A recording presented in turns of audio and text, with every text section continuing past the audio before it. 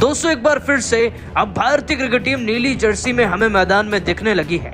कहने को तो अफ्रीका का दौरा करने पहुंची भारतीय क्रिकेट टीम की सीरीज कुछ दिन पहले ही शुरू हो गई थी, लेकिन कमबख्त बारिश इतनी तेज थी कि मैदान में खेल तो छोड़िए, टॉस तक नहीं हो पाया।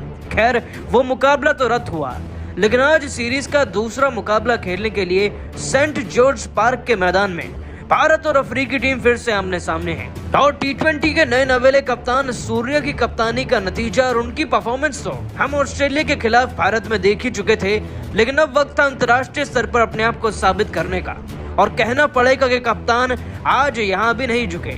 खैर दोस्तों, आपको बता दें कि साउथ अफ्रीका की टीम भी अपनी पूरी तगड़ी स्क्वाड लेकर मैदान में उतरी है।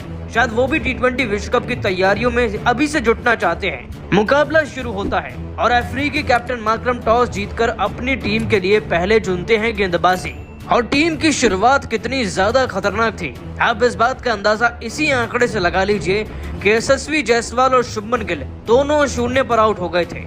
हमारे 6 रन स्कोरबोर्ड पर थे और 2 विकेट गिर गए थे। लेकिन इसके बाद कुछ ऐसा हुआ कि सारा प्रेशर उतार कर भारतीय खिलाड़ियों ने ना अफ्रीका की टीम पर लाद दिया था, और इसमें सबसे महत्वपूर्ण रोल अदा किया कप्तान सूर्य कुमार यादव और तिलक वर्मा की जोड़ी ने।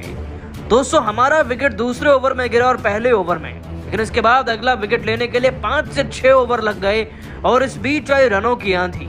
तिलक वर्मा साहब का जहां 20 गेंदों में 4 चौके लगाकर 1 छक्का लगाकर 145 का स्ट्राइक रेट था और 29 रन भी, तो कप्तान सूर्य का भी क्या ही कहना, उन्होंने तो 12 गेंदों में 2 चौके 2 छक्के लगाकर 200 के स्ट्राइक रेट से दोस्तों पूरे 26 रन बना डाले थे।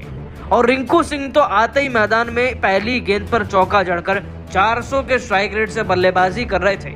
मतलब कि जिस भारतीय क्रिकेट टीम के 2 ओवर में 6 पर 2 विकेट थे, उसके 6ठे ओवर के खत्म होने तक 60 से ज्यादा रन हो चुके थे, भले ही हमारे 3 विकेट गिर गए थे।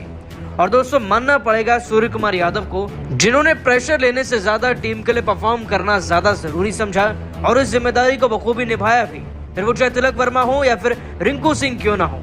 इसी तरीके से दोस्तों इन खिलाड़ियों की खौफनाक बल्लेबाजी जारी रही और 10 ओवर में हम फिर 100 तक पहुंच ही गए थे। और दोस्तों सूर्या ने अपनी इसी खतरनाक बल्लेबाजी को जारी रखते हुए ना 29 गेंदों के अंदर बैक टू बैक 2 चौके लगाकर अपना 50 पूरा कर लिया था। 5 चौके 3 छक्के इनकी पारी में शुमार थे और 30 गेंदों में अब इनके 55 रन से ज्यादा हो चुके थे। उधर रिंकू का भी तूफान आ चुका था, जो 14 गेंदों में 20 से ज्यादा रन बना चुके थे। जिस भारतीय क्रिकेट टीम के दोस्तों 6 पर 2 विकेट थे ना, अब 3 विकेट पर उसके 105 से ज्यादा रन थे इन दोनों की बदौलत। और दोस्तों सूर्य कुमार यादव ने तो 50 जड़ा ही, लेकिन आगे चलकर रिंकू सिंह भी उनके नक्शे कदम पर चलते हुए ना अपना 50 तो जड़ ही गए, साथ ही ऐसी पारी खेली कि रिकॉर्ड पर रिकॉर्ड बना डाले। दोस्तों रिंकू तो रुकने का नाम ही नहीं ले रहे थे। आपको बता दें कि 38 गेंदों में इस जांबाज ने 9 चौके 1 छक्का लगाकर पूरे 62 रन ठोक दिए थे।